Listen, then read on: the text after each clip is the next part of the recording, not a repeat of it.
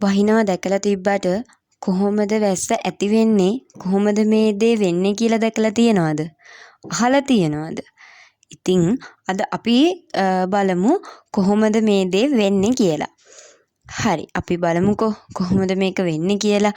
ඉතින් කාලගුණය කියන එක ගැන මම කතා කරා පොඩි කාලයක් ඇතුළතදී එක ප්‍රදේශයක සිද්ධ වෙන වායුගෝලයේ වෙනස් වීම කියන එක. ඒතකොට මෙන්න මේ වායුගෝලයේ වෙනස් වීමට බලපාන සාධකය තමයි අන්තර්නිවර්තන අභිසාරී කලාපය කියලා කියන්නේ. එතකොට අන්තර්නිවර්තන අභිසාරී කලාපයේ සිද්ධ වෙන වෙනස් වීම හින්දා තමයි වර්ෂාපතනය කියන එක ඇති වෙන්නේ. දැන් අපි දන්නවා පෘථුවිය ගත්තහම පෘථුවිය ගෝලයක්නේ. එතකොට මෙන්න මේ ගෝලයේ තිරස් අතට මැදින් තියෙනවා අංශක බිඳුවේ රේඛාවක්. අපි ඒකට කියනවා සමකය කියලා. මෙන්න මේ සමකයට අංශක 30ක් උතුරින් සහ අංශක 30ක් දකුණින් ක්‍රියාත්මක වෙනවා අධිපීඩන පටි දෙකක්. උතුරින් හා දකුණින් අංශක 30ක් දුරින් තමයි තියෙන්නේ. හැබැයි දැන් සමකයේ ආසන්නයේ ගත්තොත් එහෙම ඒ සමකයේ ආසන්නයේ තියෙන්නේ අඩු පීඩන පටියක්. එතකොට දැන් අපි දන්න අපි භෞතික විද්‍යාව ෆිසික්ස් එහෙම ඉගෙන ගන්න කට්ටිය. එහෙම නැත්තම් ඕනම වෙලාවක අපි කියනවා මොකක් හරි දෙයක් වැඩි තැන ඉඳලා තමයි අඩු තැනට ගමන් කරන්න කියලා. එතකොට හුළඟත් අන්න එහෙම එක්කෙනෙක්. එයා මොකද කරන්නේ? එයා කරන්නේ අර අධිපීඩන කලාපයේ ඉඳලා අඩුපීඩන කලාපයට තමයි ගමන් කිරීම සිද්ධ කරන්නේ. තේරුණාද?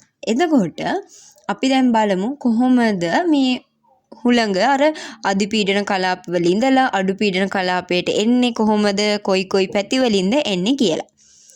ඉතින් දැන් ඔන්න උත්තර අර්ධගෝලයේ තියෙනවනේ. උත්තර අර්ධගෝලයේ තියෙන අධිපීඩන කලාපයේ ඉඳලා සමකයේ ආසන්නයේ තියෙන අඩුපීඩන කලාපයට හුළඟ ගමන් කරන්නේ ඊසාන දිගින්දලා තමයි එන්නේ. හොඳද?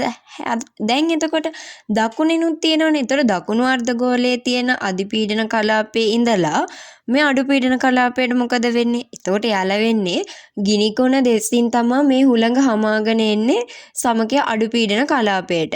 ඊට පස්සේ එහෙම ආවට විතරක් නෑ මෙයාලා මේගොල්ලෝ නිරිත පැත්තට හැරිලා ගමන් කිරීමක් සිද්ධ කරනවා. ඔන්න ඔය විදිහට තමයි හුළඟ එන්නේ. එතකොට අපි කියනවා දැන් උත්තර අර්ධගෝලයේ ඉඳලා එන එකන ඊසාන දිගිනොත් දකුණු අර්ධගෝලයේ ඉඳලා එන එකන මේ ගිනි කොන දිසිනුත් තමයි එන්නේ. එතකොට දැන් මේ විදිහට ආවට පස්සේ දැන් මං ඉස්සරෝම වචනයක් කිව්වා අන්තර්නිවර්තන අභිසාරී කලාපය කියලා. එතකොට අන්තර්නිවර්තන අභිසාරී කලාපයක් කියලා කියන්නේ මොකක්ද?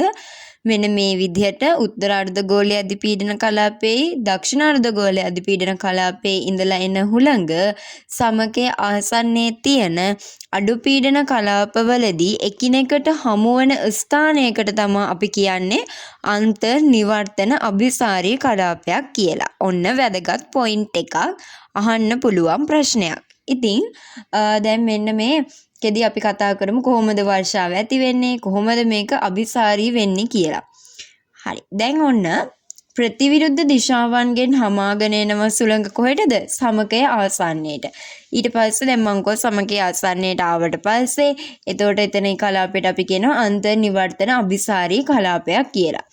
මෙතනදි වෙන්නේ වායු අර එන වායු ධාරා ඔක්කොම එකිනෙකට ගැටෙනවා. ගැටිලා ඉවර වෙලා ඒගොල්ලෝ ඉහළට එසවෙනවා.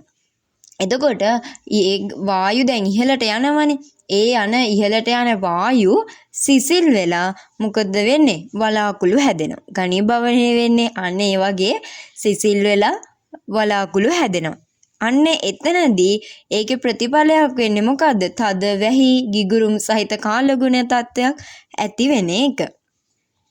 ඔන්න ඔය විදිහට තමයි අපේ වර්ෂාව ඇති වෙන්නේ. ඉතින් ඔන්න සරලව මම කතා කරොත් මේ ගැන මොකද්ද වෙන්නේ? දැන් පීඩනයේ වෙනස නිසා ඇති වෙනවා සුළං. එතකොට මේ සුළං අභිසාරී වෙලා තමයි අපිට වැස්සක් ඇති වෙන්නේ.